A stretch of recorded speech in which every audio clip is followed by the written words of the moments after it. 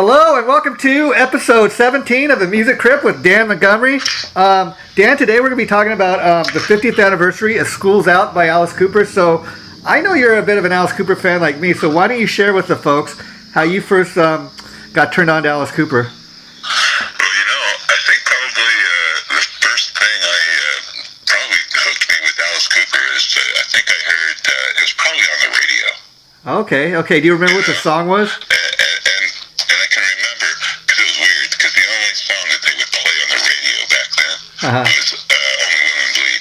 Oh yeah, okay, that is a good one. What was funny is I'm sitting in the back seat, we're driving across the country. My mom and dad are singing to Alice Cooper as we're driving down the road. Wow. And you know what's interesting about Alice Cooper is if you go back, like a lot of people think "Love It to Death" was his first album. To me, that was kind of the first real Alice Cooper album because it's the first one he did with Bob Ezrin, and I think that's where he kind of really found his sound, if you know what I mean. Because like if you go back and listen to the first two albums, I think it's Pretty to You and Easy Action. It almost sounds like a different Alice Cooper, a different band. It almost sounds like a psychedelic album. Sounds nothing like modern day Alice Cooper, and so.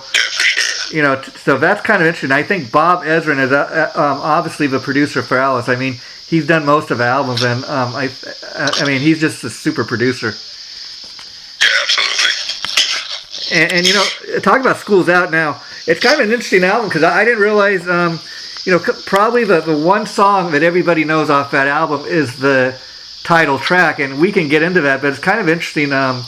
Like the rest of the album hasn't been played a whole lot. A lot of people, including myself, weren't as familiar with those songs. I got the album kind of to prep for this, and I was listening to the other tunes on there, and it's kind of almost like, for me anyways, it was like listening to a new Alice Cooper album for the first time because I really was only familiar with like I Love the Dead and School's Out. Yeah. So. Yeah, that's what I kind of think about this album. Is School's Out, the title track, is probably the strongest track on the album, of course. Yeah. And what's weird is you look at all of his past live concerts and stuff like that. Yeah. He never plays any of that stuff. Yeah, and I don't know why. They'll play School's Out. They won't play Looney Tune or Street Fight or Blue Turk. None of that stuff gets ever played. It's really weird. Now, Street Fight is an interesting one because I realized the guitar player Michael Bruce, who wrote a lot of the early Alice songs, he was one of the main songwriters, but it's kind of interesting that Alice Cooper has an instrumental on one of his albums, Yeah. And I guess that's just kind of good because, Alice is like the king of concept albums, and I guess this album is kind of loosely based. Somebody was asking, I guess he was talking about this album, and he was talking about the fact that somebody asked him, what's your favorite time of year? And he said, typically, not just him, but for kids in general, it's typically every June when school gets out, and every year at Christmas when you get those presents and stuff. And he was kidding with Bob Ezrin when they were recording the song. Now, if I don't have a hit with this song, then I better quit what I'm doing and start selling shoes. It turned out to be like an anthem song for anybody who was going to get in trouble. Yeah, I mean, because probably Alice Cooper's very first kind of big radio hit was 18, obviously, but this was a much bigger song than that. And of course, give people an idea where we're talking. School's Out, this being the 50th anniversary, was originally released April 26, 1972. School's Out became Alice Cooper's first major hit single, reaching number one on the Billboard Hot 100 chart. So again, he had a bit of a hit with 18, but this was much more massive than that because this is one of the songs that became known kind of worldwide. And I was reading it reached the album itself reached number one in Britain, so it had a much more of a bigger impact just because of the title track. And it's kind of interesting, okay, so this album went number one, yet the only track that most people have ever heard is the title track, and it's reached number one. So that kind of boggles the mind if you think about that. Yeah, it's kind of weird. I was trying to figure out, has there been another band that I could think of right off the top of my head who put out an entire album and only one song gets played? Yeah, not that I can, and obviously this is this is like like probably Alice Cooper's first kind of major rock anthem, and you got to remember that Alice Cooper predates Kiss even, and the whole thing with Kiss is I heard Paul Stanley talk over years that they all initially, all four guys in Kiss went to an Alice Cooper concert together, and they loved what they saw visually. They thought the music's cool, but look, they only got one guy in the band that's getting dressed up. We're going to take this to the extreme. All four guys are going to get made up, and so that's the thing. So School's Out. If this comes out in 1972, so this even predates there ever being Rock and Roll All Night. So this is kind of the first kind of premier rock anthem at that time. Yeah. Well, when he was getting ready to try to get signed, who noticed him, right? Frank Zappa. Yeah, because of what was the band? Was it? Damn, I can't remember. Frank Zappa and the Mothers. It was a chick band who got a hold of Frank Zappa. I think it was they were called the GTOs or something like that. Yeah. And they had their times all messed up. It was supposed to be 7 p.m., but they said it would start playing at like 7 a.m. Yeah, they showed up to his house at 7 a.m. Could you imagine? Yeah. And again, so what's interesting is the next album after School's Out was, of course, $1 Billion Babies, and that's got more of more of a list of hit songs that we've heard. And it's kind of interesting because, again, School's Out, from when I was able to find out, that was kind of the centerpiece of this album. The other tracks are kind of centered around the School's Out song. It's based kind of like what it was like in high school for these guys and wanting to get out of school, and that's a fun time of the year when summer starts and school's out. But that's kind of what the album is loosely based on. And you got to remember, so if you listen to all the tracks, they're all kind of having to do with, like one of my favorite tracks on here that I don't know why it was never played live or a bigger hit, like two of the tracks I love, Public Animal Number 9. I'm not really sure what that's all about, but kind of it's just like a fun kind of hey, let's have a party or let's have some fun. Alma Mater is kind of I get that kind of like being proud of your school. So again, this is all loosely based on, I guess, because you forget too the guys in the original Alice Cooper band, the way they got together is they all met in high school. So I think a lot of that is loosely based on these guys meeting up in high school and forming the band. Yeah, they were saying, where was it? Like 3 or 4 of the guys who were in the original Alice Cooper band opened up and tried to do another band. It was Hey Little Flies. I think it's what it was called. No, $1 Billion Babies.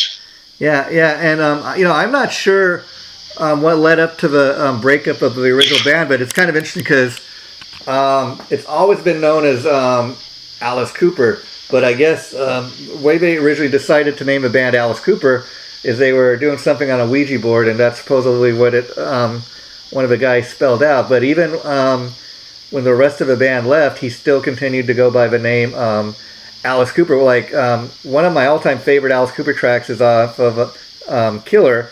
It's the one "Be My Lover," and there's a line in that song where it says, the singer's name was Alice, and it's almost like telling the whole story of how that band was formed. So here's some info. It says that in '74 the band broke up and they wanted to take a year off. Yeah. And they were going to do solo projects because they just never reunited.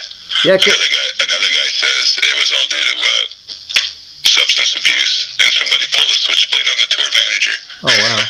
I never heard that, but of course, back in the day, Alice was apparently a heavy drinker, and he drank so much that it almost killed him. So and amazingly, he was able to eventually kick it. I mean, he's been sober now for over 30 years. That's a story I think I've heard, and he's now very he's almost like he's in his mid 70s, and he's still getting up and put on these what I call the ultimate rock show at his age, and he's still doing it. He's still cranking out new music. So I guess getting sober really had a major effect on that, and he's helping other people. What's crazy? Yeah. It says that the Alice Cooper band, the original one, formed in Phoenix, Arizona, in 1964.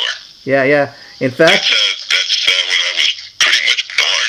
Oh wow. Yeah, that's crazy.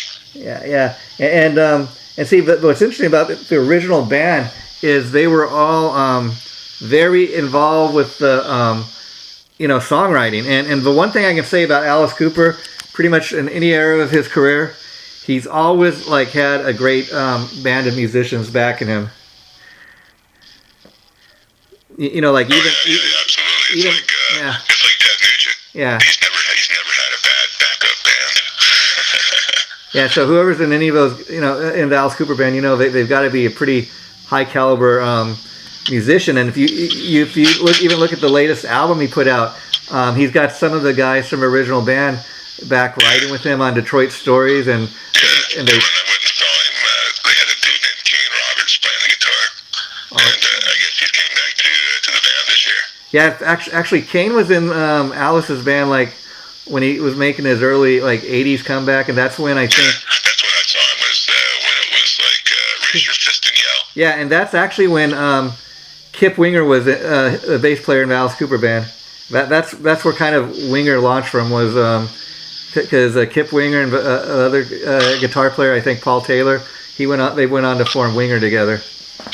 Yeah. So and Alice Cooper, what I love is he's always, they've got great, Alice has always had great songs, and he's always based all of his albums kind of on some kind of concept, and he had an album a couple years ago, maybe about 15 years ago now, called like Brutal Planet, and that was like the most metal I ever heard Alice get. Yeah, Brutal Planet's an awesome album. Yeah. And then here's another, you want to talk about School's Out and kind of its where it's fit into like pop culture. I was reading that School's Out appeared on the TV show American Idol in 2010. The song School's Out has also appeared in movies such as Scream, Dazed and Confused, and Rock and Roll High School. So again, it's interesting that people talk about this album, and it's being made a big deal about because it's the 50th anniversary, and yet the probably one song everybody really knows is the title track. I mean, I like if I was to say like name these following tracks, like Grand Finale, Public Animal Number 9, Alma Mater, Gutter Cat versus the Jets. That's kind of a cool song, but I don't even know what it's really about. But it's kind of like fun little song to listen to. And I don't know if it really matters, but I don't know what it's about. It's just a fun little song to listen to. And that's the thing about Alice Cooper. You can never go wrong with listening to Alice Cooper. And I will tell you, it's been a number of years, but the last time I seen Alice Cooper was in concert. It was when Alice Cooper was on tour with I think Queensryche, and it was really Black Sabbath, but they were calling it Heaven and Hell. And it was when Queensryche was opening, like I said, and Jeff Tate was still in the band. I think, in fact, it might have been the last tour, and probably Sabbath and Alice Cooper were the best bands live I saw that day. But Alice kind of was over the top because he just he takes it to another level live. I mean, even the thing with the guillotine and just on stage, it's like theatrical rock, just so rock to life. Yeah. The music. Yeah, and it's almost like the music is almost secondary when you're seeing Alice Cooper live, Yeah, for sure. Yeah, and so that was kind of interesting, like, because I did not realize. I thought, I'm gonna get the album myself because I'm an Alice Cooper fan, and I'm like, and I was looking at it on YouTube. I'm like, I haven't ever heard of any of these other songs. I'm gonna listen to some of these other songs. I thought, it's not a bad album, but again, I don't understand why a lot of these other songs never got played on the radio. And I wonder if at the time, if maybe a record company didn't really push it, but again, fact that it went number one, I guess somebody was paying attention to it back then. Yeah, and let's see, what else did I hear? School's Out. And like I said, it became Alice Cooper's first major hit single kind of worldwide, and it peaked at number 7 on the Billboard chart. That's the song, but then the album actually reached number 1 like in Britain and other parts of the world, which again, it just kind of is amazing when you think about, that it would even reach number one when we've only heard of really the title track. And that's why this was kind of fun doing today, because it really was almost like listening to an Alice Cooper album for the first time that I'd never heard. And I thought, all my years of living, how have I never heard this album in its entirety? But, and that's the thing. And I think if anybody wants to get a real kind of grasp on Alice Cooper, a great album to check out is the original Greatest Hits album. And you can even go check that out on YouTube. Just type in Alice Cooper's Greatest Hits, and it's got like all the tracks It's got School's Out, it's got Elected, it's got $1 Billion Babies. But like even these tracks I'm mentioning, Dan, the one thing I love about them is they are all different. And it's almost like you could play $1 Billion Babies, you could play School's Out, you could play something off the latest Alice Cooper album, and you're going to love it. Yeah, absolutely. All this music holds up so well.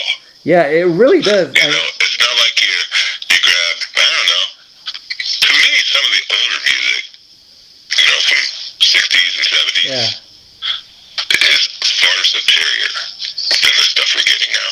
Yeah, and I'm wondering, because what you're saying about this Alice Cooper stuff, I think that's true, and I think a huge part of that is that a lot of it was produced by Bob Ezrin. I mean, he's just such a super, and I think he's worked with Alice Cooper, he's worked with Kiss, he's worked with Deep Purple, Pink Floyd, and all these albums that he's produced got a great. And the thing with Bob Ezrin, he's not just a great producer; he's a songwriter. He's a musician himself. So, I know a lot of, especially on the Alice Cooper albums, he's listed as a writer.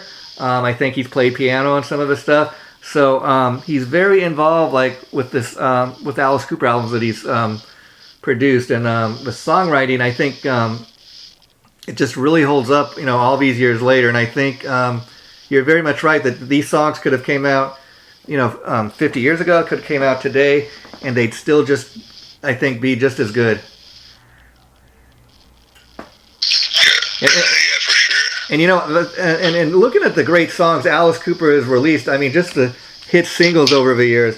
I think Alice Cooper is one of the first artists that really, you hear a lot of artists, like you go on YouTube and you create a playlist. I mean, you could come up with a pretty great playlist for Alice Cooper, because a lot of his songs are, I guess, written to be hit singles. If you get what I'm saying. Or songs that are played on the radio. I mean, and it's funny that you say, being in the car and your mom and dad, when you're a teenager, they're singing Only Women Bleed, and they had no idea who it was. Yeah,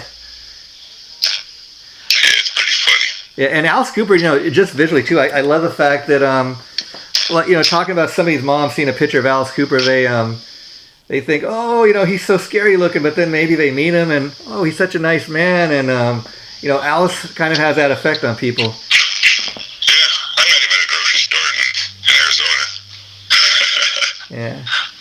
Yeah, that's kind of, and then, somebody was telling me, I don't know if it's still there, but he used to have a restaurant called Cooperstown in Arizona.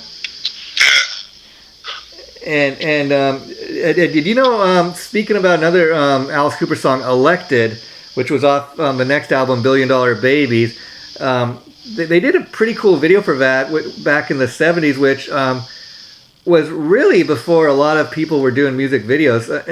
I remember seeing clips of, Kiss would do these promotional clips. Queen would do. That's where Queen was really probably the band that really first started doing videos before anybody. But a lot of these bands, they used to go on TV shows and they'd make these promotional clips, and it's pretty cool because they didn't even have an MTV back then. And some of the bands, in the 70s, like I mentioned, they were thinking to do that.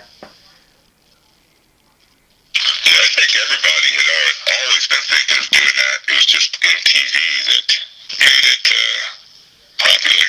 Yeah, and it's kind of sad that MTV, went away. Now, I still love the fact that bands will still release, videos and put them on their YouTube channel, but see, that's the thing. You don't even need an MTV like you did once back in the day, and it's kind of sad that MTV kind of just ultimately became, like a TV network. I mean, they had that show, The Real World. YouTube. Yeah. Yeah, I mean, that's the thing too. To get MTV back in the day, you used to have, I have to get cable TV to get that, and like you said, now you can go on friggin' YouTube and it's free. Yeah.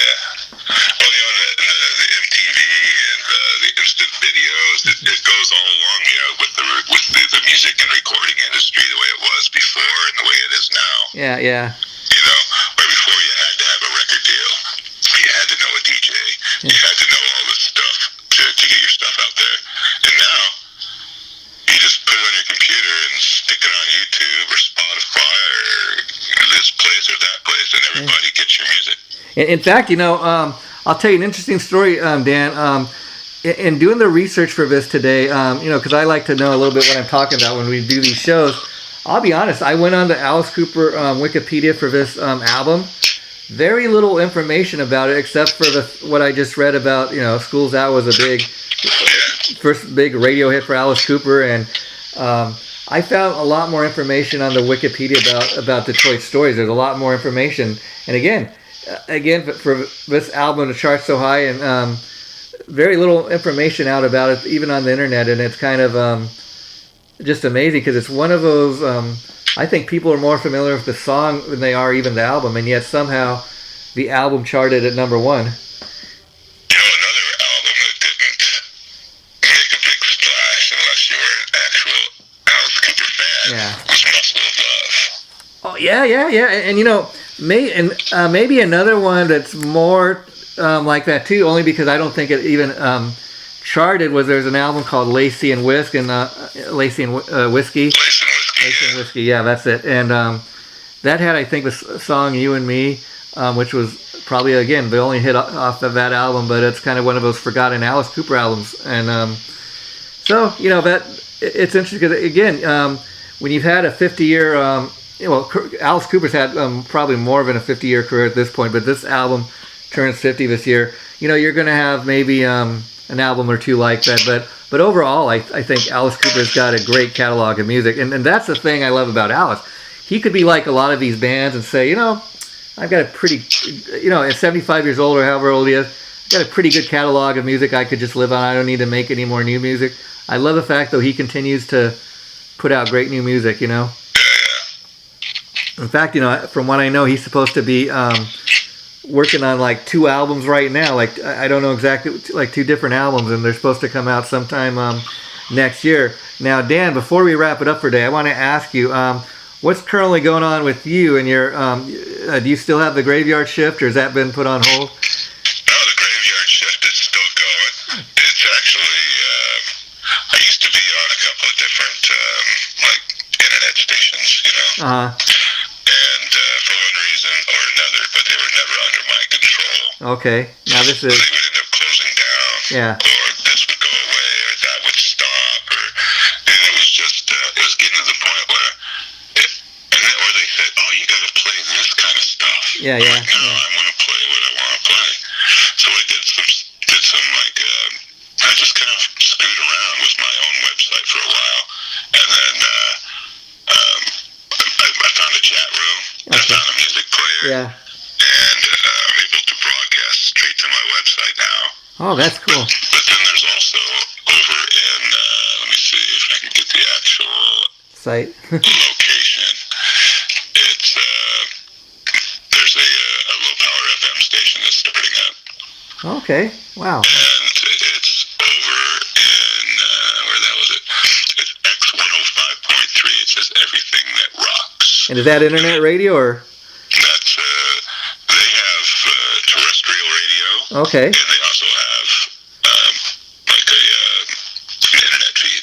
Oh, okay. Like you would see on most FM stations. And so, being that it's launched through there now, do you pretty much have control of do you pretty much have control of your show, or do you you can kind of do it how you want? They wanted me to do some editing of the music so that there was no swearing, just like Okay. Like when you hear Pink Floyd and they don't say shit or bullshit. Yeah. Wow.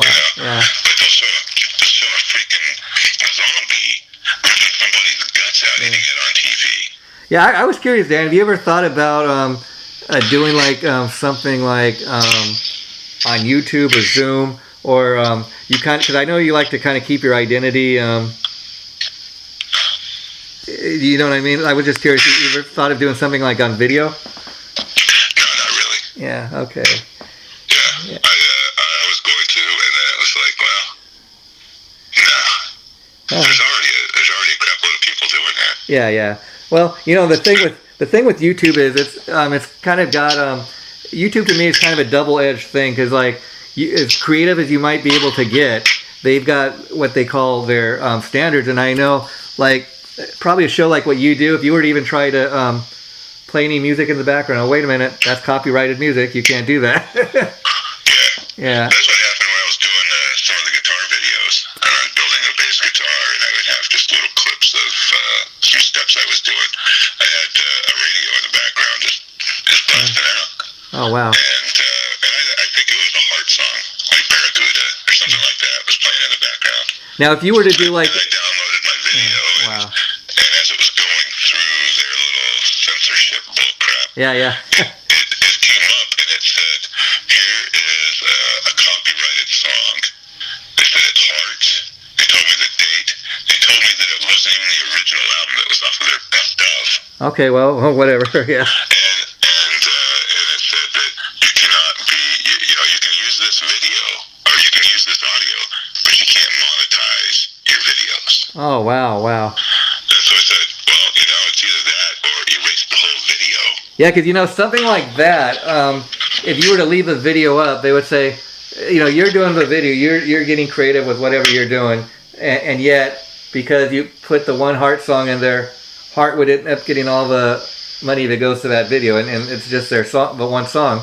It's kind of, Facebook too, they got some crazy rules. I was just trying to post something on my Facebook page one day to promote one of the interviews I had done, and I can't even remember what I said, like in the caption, like, just posted, check this out, and I don't even know why, but I got a little warning that came up, are you sure you want to do that, do not type that again, okay, whatever, and it wasn't even anything, wasn't any cussing or anything, so I don't know, and so that's the thing with Facebook. If they're going to have these crazy rules, you need to at least have the rules understood, because Instead of just making them up and applying them to random people.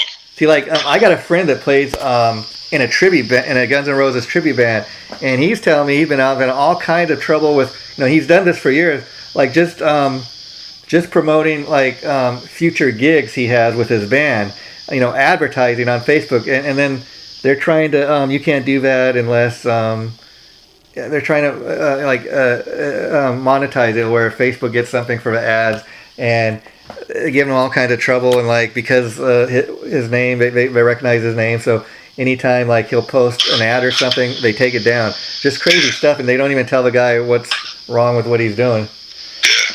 For a while, so I have like 3 pages on Facebook, right? Yeah. There's one for my personal page, there's one for the radio show, and then there's this one that I use just to kind of help promote whatever I want to do, right? And that's the Dysfunctional Productions. Yeah. And they had, for some reason, they had some kind of ban put on that 3rd page. Yeah. Oh wow. So like, I couldn't share, I couldn't comment, I couldn't like. Yeah. And I'm like, well, what did I do wrong? So then I go and I look at their little stupid thing where they say, oh, this is what you did wrong. And it says there was no complaints and there was nothing going wrong. Yeah. So I write them back and I'd ask them, why is this happening if, Yeah, I did nothing wrong. But of course they never reply. Oh, that's the thing. That's the thing that gets me more than anything. And then, with that too, it just kind of, it's just kind of crazy because, Facebook is supposed to be for you to promote your stuff. I mean, even when COVID was going on and everything was locked down, bands started like having these streaming events, and it was great at first, but then they started saying, okay, well, you're going to do that on Facebook, then we better, we better get some money for it. Charge you something. Yeah, because you're using our platform, and again, when they take people's information down, it's usually like one-sided. I mean, it gets so ridiculous sometimes. Like, not to get political, but just as funny as it is, like somebody can say, Donald Trump's a racist, and that's all right. But you say something about Joe Biden's an old fool. Oh, you can't say that. You're talking about the president. It's a threat to the president. It's just crazy stuff. Yeah, it's a split standard. It's I don't know. That's the thing. If you're gonna have rules, I think it needs to be the same rules for everybody. And stuff like that. I don't really think it's a threat. It's somebody's political view, but whatever. Because again, I think it's a necessary evil that we have to use. So I just try to. I try to stay as straight and narrow as I can just to avoid stuff like that. Yeah. Yeah. Yeah, it's best just to stay clear of all that crap. Well, Dan, it was great talking to you again. I'll hit you up in a few weeks. Think about what we can do for another show. I was curious. You're at all a Dio fan? Oh yeah. So maybe the next time, like in 2 weeks from now, I'll hit you up and we can do something on the 40th anniversary of Holy Diver. Yeah, absolutely. Okay, Dan. Well, you enjoy the holiday weekend. You got any special plans? No, absolutely nothing at all. Well, have fun doing nothing. Enjoy the holiday, my friend. Right on. Okay, bye. Thanks. Bye. Thanks, man.